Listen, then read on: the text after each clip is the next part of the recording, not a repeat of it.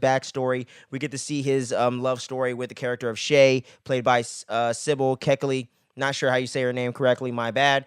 But that character of Shay, another working girl that he ended up staying exclusive with and ended up falling in love with and bringing with him to King's Landing once he was promoted to King's Hand when his dad, Tywin Lannister, was out leading the charge in the War of Five Kings over these several months or years or however long it was against the group led by the Starks in the north by King Robb Stark himself, who's taken the place of leading the charge of his father. You also have Stannis and his brother of I'm forgetting his name. I gotta check my notes here. What the fuck is his name? Renly, thank you. Renly Baratheon. His younger brother Renly is trying to get his claim to the throne.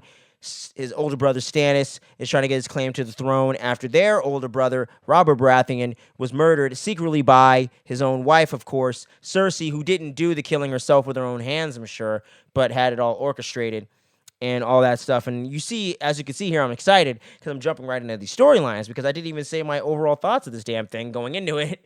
I love this season, man. This season was even better to me than the first season, where I think minus maybe one or two characters, they actually gave them better storylines, more to do, expanded the world, had a more epic scope. We had even more action and more battles going on since there was full-on warfare, where in the first season, it had kind of been a period of peace in that time leading up to making a lot of the decisions and actions that would lead into this war of the five kings of five different kingdoms that were all vying for control of the Iron Throne after the murder of Robert Baratheon, of course. So it is pretty cool to see how everything from season one has really come to a head in season two, and they really build off of all the previous characters and storylines and give characters even more to do and everything like that. And one of those characters far and above was definitely Tyrion Lannister, played by the great Peter Dinklage. But you also get a lot more with characters like Stannis Baratheon, who actually was making a big lead for the Iron Throne and actually got this close.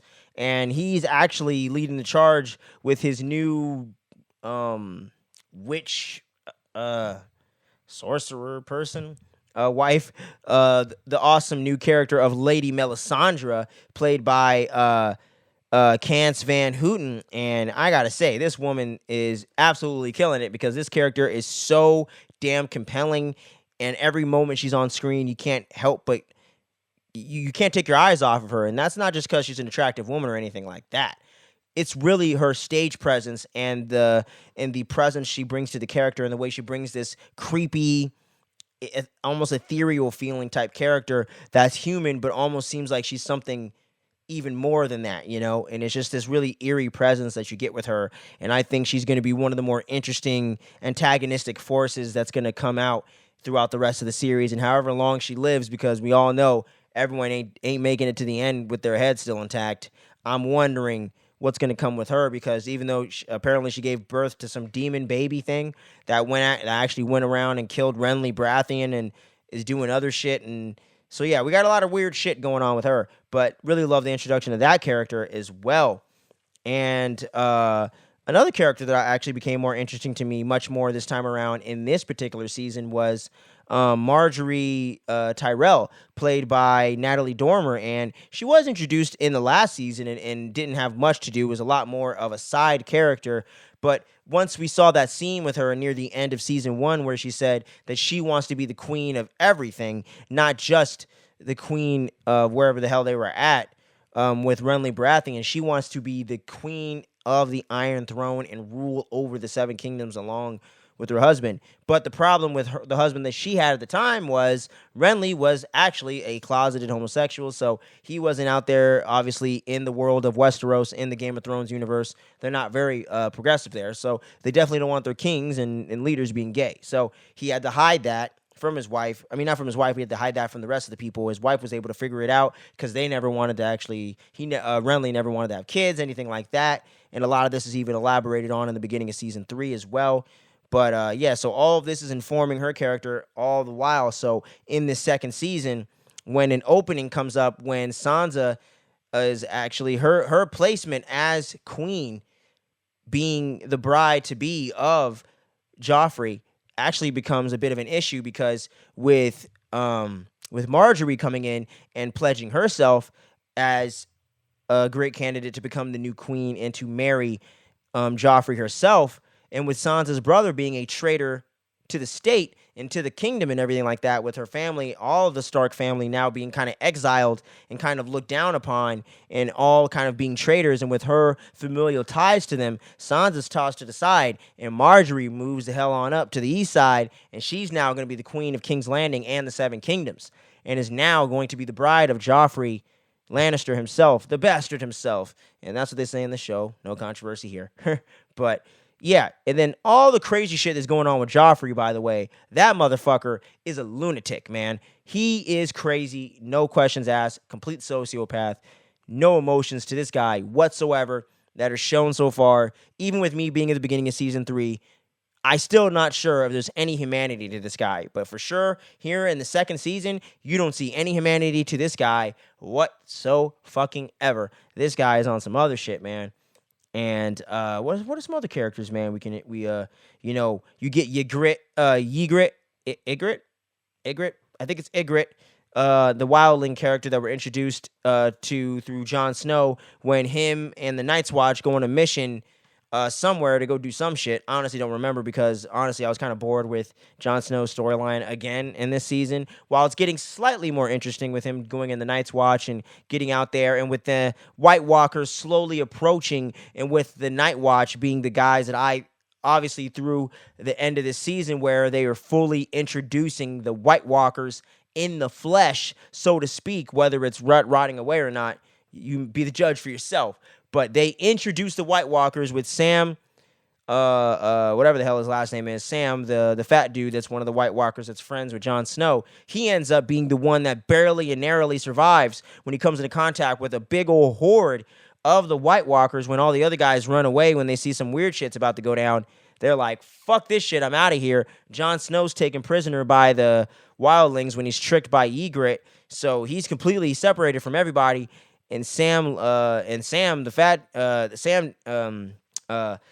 bigger dude, Sam, when he sees him, man, it is terrifying for him, and it is super intense with the music and everything. It has like an Imperial March type of vibe to it when they actually introduce the White Walkers, and it's so funny how much of a slow burn this damn thing is because they barely even did anything else moving along the whole storyline of the White Walkers. Because one thing that I accidentally glossed over in the first season was the fact that they introduced the idea of the White Walkers coming back, and the fact that dead bodies were coming back to life, freaking Night of the Living Dead style, and literally attacked Jon Snow when he was at the Night's Watch spot, and they had to literally use fire to take him out. They had to use like a lantern, and that's how they figured out that their weakness is fire. And Jon Snow barely got out of there with his life. And now it is even more apparent now that the White Walkers are approaching the Wall for real. They are coming for King's Landing. And although they've been gone for a millennia, they are back in full swing. And that is one aspect that I was aware of for the series going into it, that the White Walkers do exist. They are coming back. There is going to be a big battle ahead with the White Walkers by the end of the series. And I think about around seasons 4 or 5, they really start getting into the White Walkers themselves in the flesh and really start battling those guys. If I'm not mistaken, who knows? Try not to spoil me down there yet till we get there, but I'm not going to get too mad if you do, but try to avoid it if you could, for me at least, for my sake. But it looks like the White Walkers are definitely going to be a problem. How many of them are there? I'm not sure. Are they going to turn others into them? More than likely. So that element in the series is definitely one of the most interesting elements in the background right now, kind of brewing around the whole Battle of the Five Armies fiasco going on. And another interesting element that they're bringing into this thing is, man, I'm losing my train of thought, is with Daenerys' character, where I don't necessarily think her storyline was nearly as interesting this time around either. But there are some interesting elements to it with the dragon eggs hatching in the end of season 1 and now to season 2 with her having 3 fucking dragons, baby dragons, mind you, but 3 fucking dragons, yo. So when them motherfuckers grow up, she is going to be a very, very dangerous woman. So where that's going to go, I'm sure only chaos will ensue. I'm sure by the 4th, 5th, or 6th season, she's going to be running rampant with these dragons when they're fully grown. And we all know from what she said during the season that Daenerys has her eyes set on the Iron Throne wants to take back power for her family and for her people and for the murder of her father and all that stuff, and wants to get retribution and revenge and vengeance for for the Valyrians, for the Targaryens as a whole, and for her family as a whole as well. So we know she has her eyes set on the prize. So it's only a matter of time before she gets across the narrow sea, gets a fleet, gets an army, builds up enough strength and resources to really make a claim for that Iron Throne. And I, for one, am so fucking excited to see it. I do think she's a little bit, as a character, with the storylines going on right now with her going to Qatar or whatever, the one place that's the old ancient nice city or whatever. It's whatever. I do feel like they're meandering a little bit, but I know that it's a slow burn with this character and with these elements and with her and the White Walkers kind of slowly approaching King's Landing. I think after the Tywin Lannister and all this other stuff kind of gets settled in with Stannis and all that kind of comes to a head and is finally kind of tied up in a bow, I think we're going to start leading into more of the White Walker and Daenerys issues and potential threats for the Iron Throne. So I think that's where kind of the second half of the series is going to go. But nonetheless, very interesting stuff, to say the least. And another new character that I'm obviously loving a lot, the love of Tyrion Lannister, Shay. I really dig her character as well. I love how she takes no bullshit from anyone and just has this awesome attitude and bravery and strength to her, but she also has a lot of this intelligence and just has like this very like sexy, alluring energy to her. And I love the way that the actress of Sybil is able to bring this character to life while not making her a stereotypical type of character, but not afraid to embrace the sexuality of the character, but also use the intelligence and the bravery and all that to create this really fully fleshed out character with a very interesting and flawed background. And I absolutely love that with her character as well. And can't forget about my girl Arya Stark, and she's definitely on her own adventure now, being with these other guys that are now working under Tywin Lannister and everything like that going on over there in their kingdom, in their neck of the woods. And she ends up running into this one character that ends up, she saves this one character's life and ends up helping him out and whatever. And he ends up saying, hey, thanks for helping me out. Whoever you want me to take out, I'll do that. So one of the guys that tortured her and her friends, she has him take him out, and it's actually played by the same actor as the guy that was the Russian defector in Stranger Things season 4 recently. I think his name was Nikolai in there, but yeah, that actor, that guy. There's gonna be a picture of him on the screen, I'm sure, by the time I edit this thing. But that guy, you know who I'm talking about. You know what's going on. Fix it in post, baby. But anyway. But yeah, so you got all this stuff going on with Arya and her making her adventure and trying to keep her true identity hidden. And it's funny, too, how Tywin Lannister is very well aware that she's a girl, not a boy, but she's trying to pass that off when the guy has her go into hiding with that group of people or refugees or whatever the hell they are. And he's the one that ends up blowing her cover because obviously he's not stupid like the rest of these guards are, because taking one look at Arya, you know that's not a boy. You know what I'm saying? And I'm not trying to, let's not make it crazy and over crazy and all that. I'm just saying, if you look at the way Maisie Williams looks, doesn't look like a boy, all right? Just saying. Unless we're talking Peter Pan, it ain't working, okay? So I'm pretty, suspension of disbelief for sure. But he's the one that figures it out, and he's very well aware that she's bullshitting everybody, including him. But he's just kind of letting it play out and kind of respects her cunning and her bravery and kind of her gusto for even being able to pull this off at such a young age. So I definitely love the dynamic between Tywin and Arya Stark, and it's going to be interesting to see if that develops down the line as she gets older and he finds out who she really is and kind of reflects on that in the future, because we all know by the end of season 2 now that she's escaped and she's out of there. So it's going to be interesting to see when Tywin Lannister realizes who she was and where she really came from, and if that's actually going to get under his skin, and if that makes her an enemy and puts her on his radar, and if he's going to seek her out in the future as a traitor or for anything like that against the throne or whatever the fuck you want to say. And one thing is another thing when it comes to Lannisters. Cersei continues to just become a worse and more despicable human being as the show progresses, but god damn it, I love Lena Headey's performance as this character. She is such an awesome actress. I've always thought she was awesome, but man, oh man, this might be her best work ever in her career as the character of Cersei Lannister.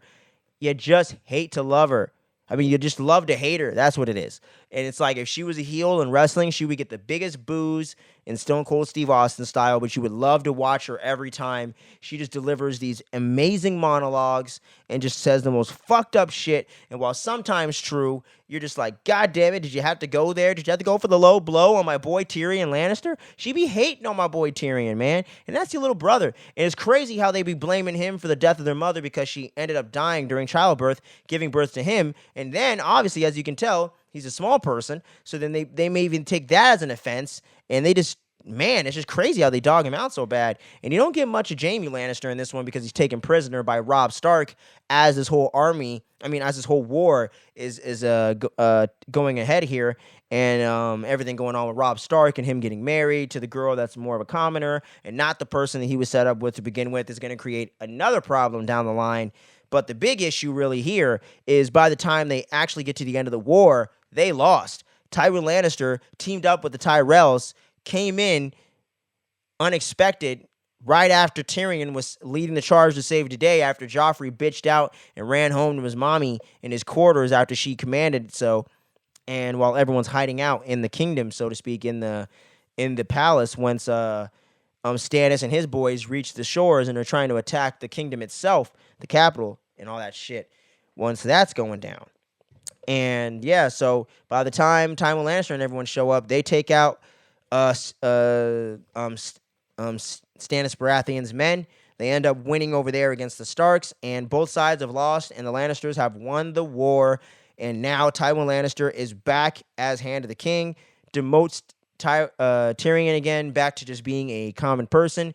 And now he's been stripped of all his titles, doesn't have his cool room, doesn't have any of his Knights Guardsmen or anything. His boy that's been working with him, Bronn, he is officially not working for the Night's Watch anymore. He's been relieved of his duties and all that good stuff.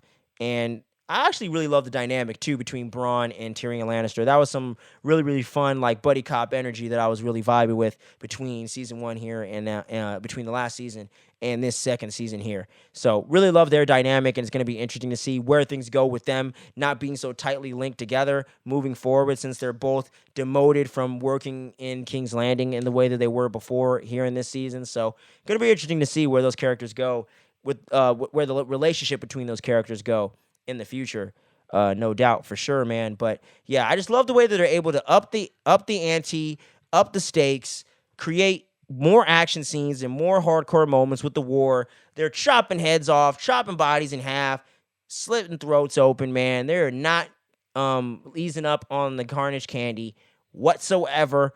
And yeah, I absolutely love this season so far, man. This season 2 was really, really awesome. Season 1 was awesome, don't get me wrong, but this just took up everything to the next level. So where things are going to go from here, I am super duper excited to see. But what says you down there in that comment section? I want to hear what y'all have to think about the second season of Game of Thrones. Did you like it more than season 1 like I did? Did you like it just about the same? Did you think season 1 was better? Everything like that. And who are some of your favorite characters? Because like I mentioned earlier, my favorites right now are Tyrion Lannister. I'm definitely going to go with Arya Stark. Really dug Ned Stark in the first season. RIP to my boy. Oh yeah, there was a lot of great, interesting stuff going on with Theon Greyjoy betraying Robb and everything like that. Really, really dug his character arc throughout the season. I love to watch her, but hate her at the same time when it comes to Cersei Lannister. And Natalie Dormer's character of Marjorie is definitely intriguing me as well. And Joffrey, that son of a bitch. But yeah, man, I want to see some more stuff going down for Daenerys and Jon Snow in the future here. So I'm hoping those things change. But you let me know what you thought about this season down below in the comments. How have you been digging this review series so far? And we're only getting started. We got season 3 review coming at you within the next couple weeks here during the month of May. And like I mentioned earlier in the previous video, we might be taking a short hiatus after season 3 and then getting into some more of the summer movie season and doubling down on some of our horror movie content and some of our anime stuff as well.